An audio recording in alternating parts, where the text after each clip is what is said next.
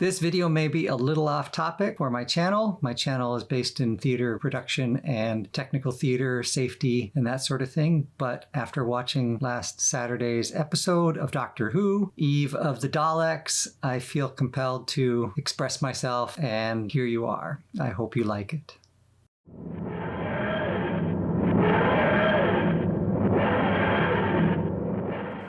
Fair warning, this video is going to have spoilers from the Doctor Who festive special that aired on January 1st, 2022. So if you don't want to hear about spoilers about the episode, please come back later and watch this video after you've watched the episode.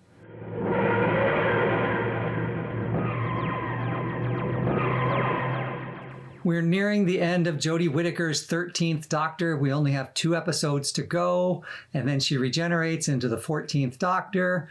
We're also nearing the end of the Chris Chibnall era, but I'm not ready to let go of Jodie Whittaker. I want more of her. I know we're only going to get what we're going to get, so I wanted to talk a little bit about my first reactions to the Saturday episode, Eve of the Daleks, the holiday or festive special 2022, because it's had sort of an emotional impact on me. And I thought I'd do a video on my YouTube channel that has nothing to do with Doctor Who and just put it out there and share. I watched the episode on Saturday night, and my first reaction was, oh my God, I feel seen in a way that I haven't felt seen in any television or movie ever before. And I feel validated from this episode. I was trying to figure out why I'm feeling that way from this episode. It's a simple, straightforward episode. It's Doctor and companions trapped in a time loop. It's a single set. It's a single location. It's contained, and it's got Daleks. It's a classic and successful formula for Doctor Who.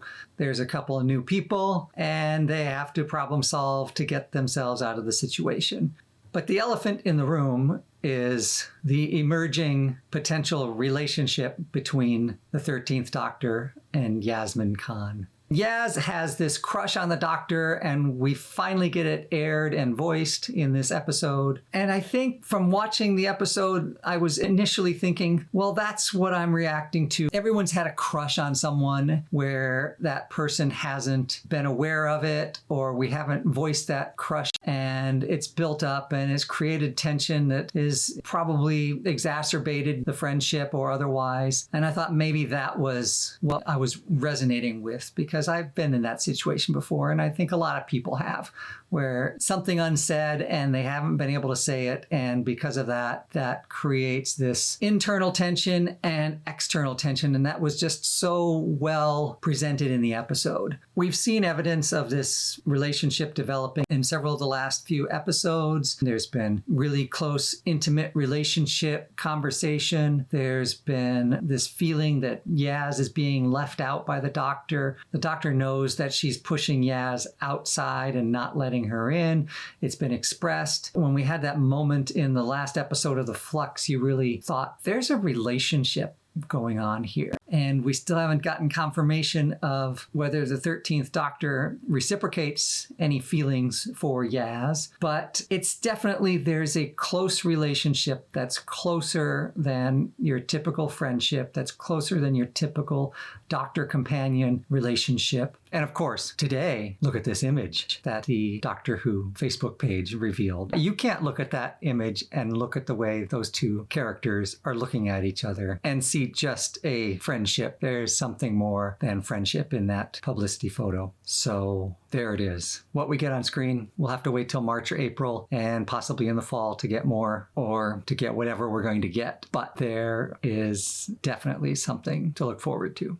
The episode has this relationship between the 13th Doctor and Yaz, and the writing of this episode has that reflected doubly in the relationship between Sarah and Nick. It's no small accident that Nick has been crushing on Sarah for 3 years. And Yaz has been crushing on the Doctor for 3 seasons. And that's really a strong way to craft the story. And I really respect Chris Chibnall for that, for the way that he's crafting these stories, because he's not getting as much credit as I think he should for the craftsmanship that he's putting into these stories and in these characters. I keep thinking his character development is some of the best I've seen. He's got secondary characters that come into episodes. They're so well developed. They're so rich. And our companions and our Doctor are getting the long arc development over multiple seasons and multiple episodes. And now it's coming to fruition. I think he's a master of character and relationships. And I think that's really present in this episode. And that those characters, Sarah and Nick, they are paralleling what's going on with the Doctor and Yaz.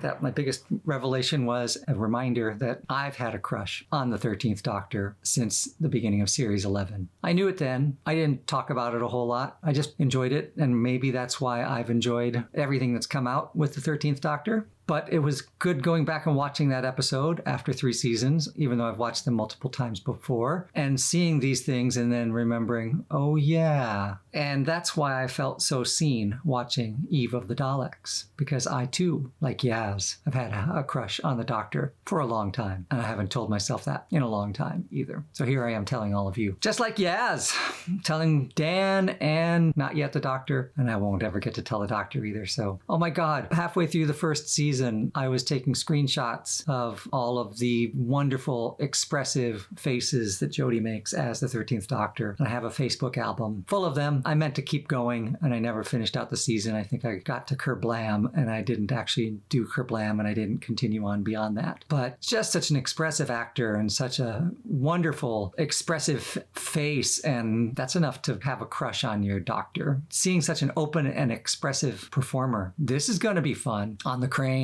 I'm not great with heights. And of course, where she says, I'm the Doctor, sorting out fair play across the universe. And maybe that's what is where I'm feeling seen and validated in this particular episode, is that the fans' relationship with the Doctor over the years. Some of us have been watching Doctor Who for decades. I've been watching Doctor Who since around 1980. That's a long time to have a relationship with a fictional character. There is a fan relationship with the Doctor. We want to be part of this universe. We want more. We relish everything that comes out. And that just sort of really, really resonated with me. I wasn't expecting that. I think where this episode is carrying the fans, at least me as a fan, carrying me through this episode and seeing myself reflected in the characters, the situation, the respect of the Doctor, the awe of the Doctor, the wanting to be with the Doctor and go wherever the Doctor goes, whoever the Doctor is. That's not pandering to the fans. That's giving us a place to really live and exist in these episodes. And that's where our writers are really, really strong, being able to create a compelling story and be attentive to what the audience needs to carry on into the episode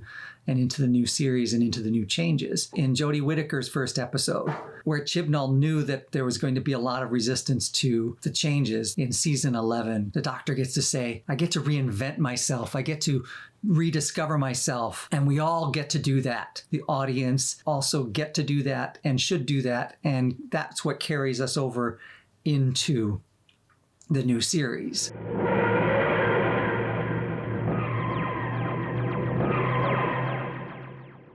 We're all capable of the most incredible change. We're all capable of the most incredible change, referring to herself as well as the audience adapting to the changes and future of Doctor Who. We can evolve while still staying true to who we are. We can evolve while still staying true to who we are. Evolving and becoming something new doesn't change all the great stuff that came before. We can honor who we've been and choose who we want to be next. Now's your chance. How about party. We can honor who we've been, and we can choose who we want to be. And the TV series is choosing who the Doctor wants to be. The Doctor is choosing who the Doctor wants to be. And the audience is choosing who they want to be. Some of us get to be the Doctor here now going forward, and then the rest of them get to be Tim Shaw the cheat. Who are you? Yes, I'm glad you asked that again. Bit of adrenaline, dash of outrage, and a hint of panic knitted my brain back together. I know exactly who I am. I'm the Doctor. Sorting out fair play throughout the universe. Now please, get off this planet while you still have a choice. I choose to